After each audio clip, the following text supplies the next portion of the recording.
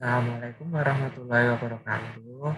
Perkenalkan kami dari kelompok 1 dari kelas MLTIB akan membahas mengenai IT Management Practice pada perusahaan Bukalapak. Untuk kelompok 1 ini beranggotakan Yohanes Jose Aryawan, NRP 99, Laksita NRP 28, Hilmi NRP 80, Hendri NRP 89, Evan 119, Hilda 1012, Hosia 1135.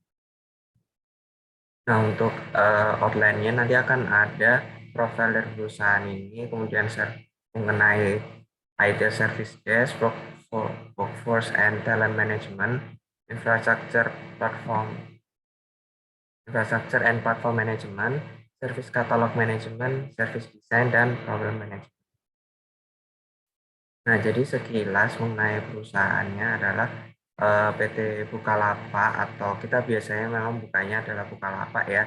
Itu adalah perseroan terbatas yang jenisnya adalah bergerak di bidang jasa web. Nah, bidang di sini itu Bukalapak menyediakan platform perdagangan elektronik. Kita biasanya bilangnya adalah e-commerce, di mana penggunanya itu bisa melakukan transaksi jual beli barang menggunakan berbagai fitur secara layanan. Nah, Bukalapak ini sudah didirikan sejak tahun 2010 dan melayani lebih dari 6 juta pelapak atau penjual dan 5 juta mitra Bukalapak lain serta 90 juta pengguna aktif. Nah, perusahaan Bukalapak ini sekarang sudah menyandang status unicorn dan memiliki perhatian khusus untuk pemberdayaan UMKM di Indonesia. Nah, hal ini juga sejalan dengan misi Bukalapak untuk menciptakan perekonomian yang adil untuk semua. Nah, jadi yang pertama ini ada service desk. Jadi service desk itu media pelanggan untuk melaporkan masalah, pernyataan, dan permintaan sehingga ajuan itu dapat ditindaklanjuti oleh perusahaan. Nah, service desk ini dapat bervariasi mulai dari pegawai yang menyalakan secara langsung atau virtual hingga teknologi dan bot. Nah, yang terpenting itu adalah nilai dan fungsinya itu tetap sama.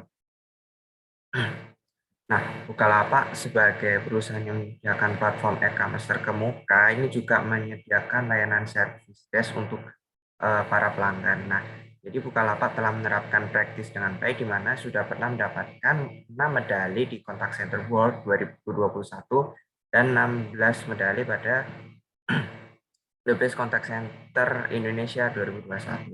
Nah, Buka Bantuan itu termasuk salah satu nama layanan service desk yang sudah disediakan oleh Bukalapak. Nah, untuk lebih dekatnya itu mereka membuat karakter namanya Billy and Bella yang menjadi maskot untuk layanan Bukalapak. Nah, dengan adanya dua maskot ini, nanti itu membuat service desk itu lebih menarik dan interaktif dengan pelanggan. Nah, Buka Bantuan juga siap melayani pelanggan kapanpun, dimanapun melalui beberapa media, mulai dari website, aplikasi, media sosial, sama call center.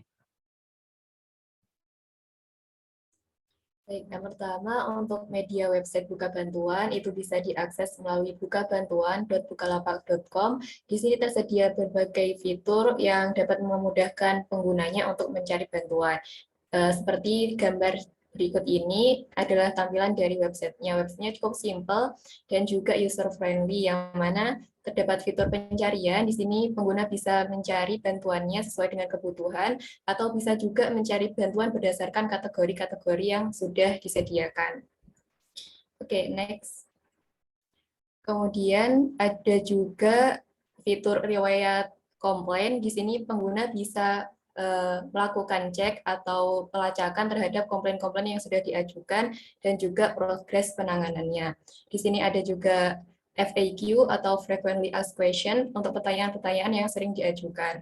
Terdapat juga fitur live chat, tapi live chat ini hanya terbatas untuk pelaporan, pembajakan akun, dan juga tindak kejahatan.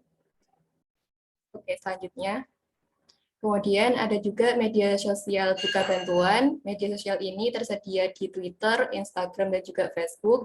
Pada media sosial tersebut, Buka Bantuan memberikan berbagai informasi mengenai fitur-fitur terbaru dari Bukalapak dan juga berbagai informasi yang bisa membantu pelanggannya. Pelanggan juga bisa menghubungi Buka Bantuan ini dengan DM ataupun mengirimkan pesan untuk membantu menemukan jawaban dari permasalahan-permasalahan yang mereka alami. Oke, selanjutnya. Kemudian ada juga call center. Call center ini bisa dihubungi di nomor 150 133 yang siap melayani pelanggan dalam waktu 24 jam. Nah, call center ini cukup mudah untuk digunakan bagi pelanggan, hanya tinggal menelpon, kemudian pelanggan akan langsung dihubungkan dengan pegawai customer service-nya dan siap membantu permasalahan yang dihadapi. Nah, selanjutnya yaitu Workforce and Talent Management.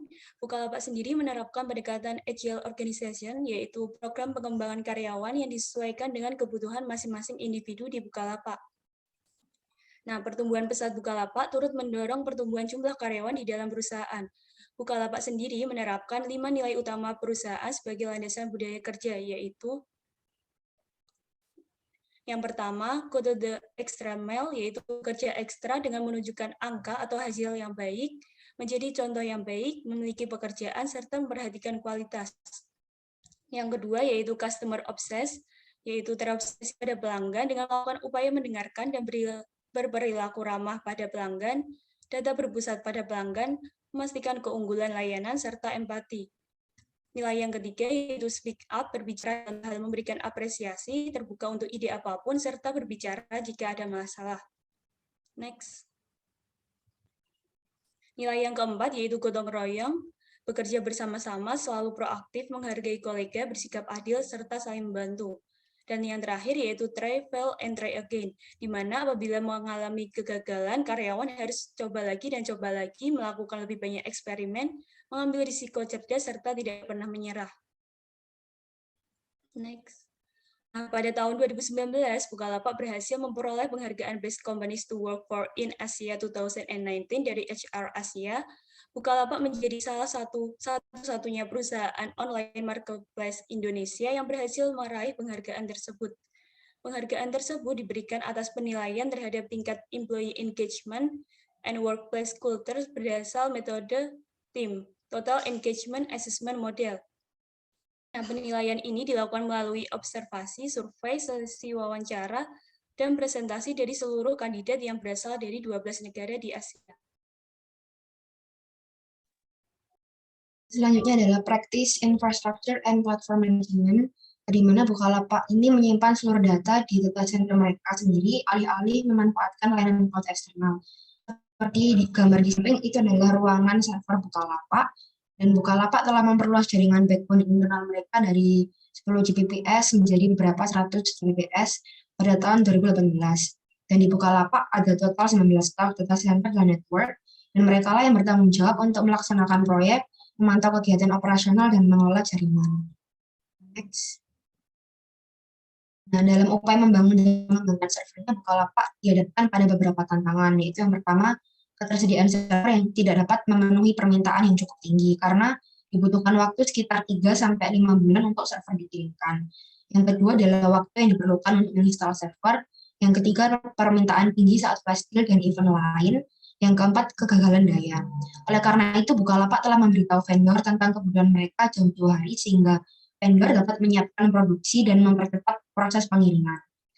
Tim Data Center Operation atau DCO menyimpan backup server dan peralatan jaringan di gudang, dan mereka secara rutin memeriksa server, rak, pendinginan, dan suhu daya unit distribusi untuk mendeteksi dan mencegah adanya kerusakan.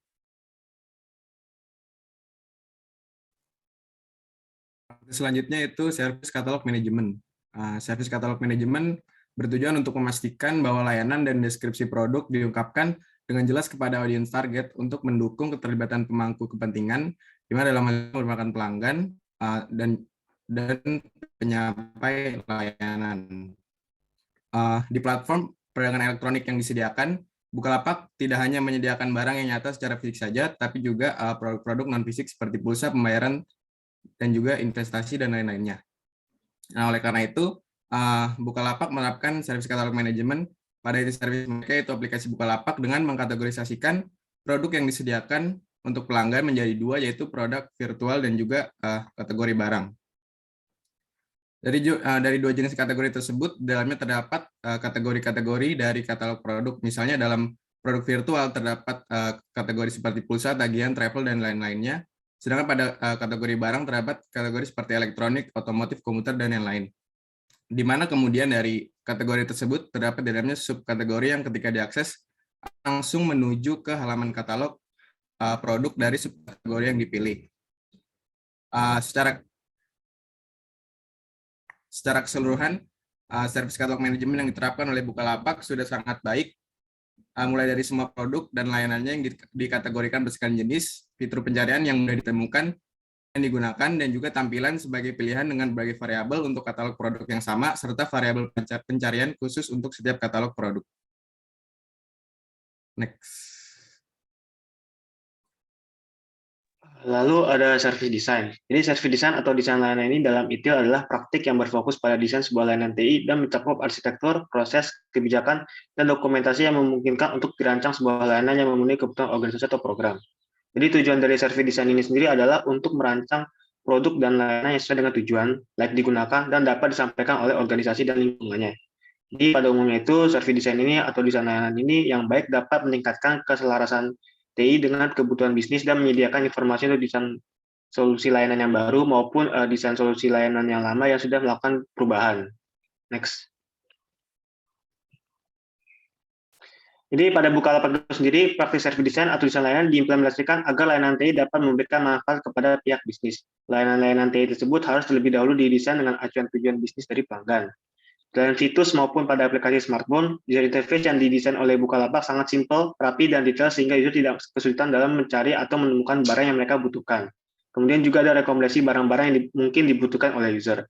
Sehingga dari segi service design atau desain layanan bisa dikatakan bahwa Bukalapak sudah sangat baik dalam penerapannya dikarenakan user interface yang sangat simpel dan memudahkan usernya. Pada gambar di samping itu kita bisa melihat ada beberapa tampilan utama dari Bukalapak yang itu melalui situs yang biasanya melalui laptop, komputer. Lalu yang pada gambar sebelah kanannya itu merupakan tampilan utama Bukalapak untuk aplikasi di smartphone-nya. Next.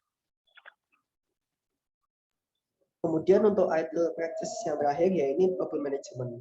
Jadi dalam ITIL ini tujuan dari praktik problem management yaitu untuk mengurangi kemungkinan dan serta dampak insiden yang dengan cara mengidentifikasi dari penyebab aktual dan potensial dari insiden tersebut dan mengelola solusi tersebut dari kesalahan yang diketahui. Lanjut. Nah, jadi dari setiap kesalahan dari setiap layanan tersebut pasti memiliki resiko adanya kesalahan, kekurangan, kerentanan yang dapat menyebabkan insiden. Nah, maka hal itu mungkin termasuk kesalahan dalam salah satu dari 4 dimensi manajemen layanan. Namun berapa tetap tidak teridentifikasi dan belum terselesaikan. Jadi memang ada beberapa masalah yang memang tidak terlihat dan mungkin saja tidak terselesaikan. Di ITIL ini kesalahan itu disebut masalah dan ditangani oleh praktik manajemen masalah ini, problem management. Begitu juga dari PT Bukalapak yang dimana setiap layanannya perlu diperhatikan agar tidak terjadi kesalahan yang fatal yang dimana itu dapat mengakibatkan kerugian dari PT Bukalapak sendiri. Terlebih lagi usaha utamanya dari PT Bukalapak itu berbentuk layanan aplikasi yaitu web juga. Lanjut. Nah ini dalam detail disebutkan paparkan mengenai alat problem management yang mulai dari problem identification bisa dalam bentuk dari cara observasi ataupun survei ataupun praktik pencobaan tes dari layanan tersebut dapat diidentifikasi permasalahannya. Kemudian setelah identifikasi tersebut terdapat problem control, yaitu kita sebelum melakukan kontrol pada errornya itu harus ditelaah dulu problem mana yang harus diselesaikan, yang sangat penting, kemudian yang kurang penting ataupun tidak perlu diselesaikan. Kemudian setelah itu masuklah ke error control yang dimana untuk penyelesaian tersebut dibentuklah tim-tim tertentu untuk menyelesaikan masalahnya. Lanjut. Nah, jadi dalam PT Bukalapak ini diterapkan juga problem management dan sesuai dengan ITIL yaitu ada beberapa. Ya, ini yang pertama yaitu updating version. Jadi di Bukalapak ini selalu melakukan evaluasi berkala dalam bentuk updating version di aplikasi tersebut. Nah, itu bisa dilihat dari aplikasinya, entah itu dalam websitenya ataupun di Android-nya, di setiap 2-3 bulan itu dilakukan updating version dari aplikasinya tersebut. Nah, updating version ini bentuknya itu bisa dalam perbaiki bug, atau perbaiki desain. Entah itu desain ketika ada masalah user interface atau user experience itu termasuk memiliki masalah sehingga perlu diselesaikan ataupun perbaikan yang lainnya. Kemudian yang kedua yaitu FAQ, frequently asked question, yaitu jadi Bukalapak ini menyediakan pertanyaan serta jawaban yang sering ditanyakan di dalam aplikasinya. Jadi FAQ ini membantu pengguna dalam menyelesaikan masalah yang sering terjadi sehingga memudahkan penggunanya tanpa perlu mengkontak dari PT Bukalapak terlebih dahulu. Dengan pelayanan tersebut, itu dapat mengurangi risiko adanya kesalahan sistem ataupun dari kesalahan penggunanya, human error. Lanjut. Nah, ini dapat tampilan FAQ di halaman web Bukalapak. Nah, ini bisa dilihat untuk yang kolom yang kiri itu FAQ tanya jawab. Nah, itu terdapat bagian yang subjek yang sekiranya ingin tanyakan, apakah itu mengenai akun atau tentang Bukalapak, tentang sebagai pembeli, Bukalapak, dan lain-lain. Nah, setelah itu ketika diklik salah satunya, maka akan muncul di bagian kanan itu terdapat beberapa pertanyaan yang sering ditanyakan serta jawaban tersebut. Nah, itu dapat memberikan pelayanan bagi pelanggan atau pengguna sehingga dapat memudahkan transaksi. Lanjut. Nah, sekian presentasi dari kelompok kami. Kurang mohon maafkan. Wassalamualaikum warahmatullahi wabarakatuh.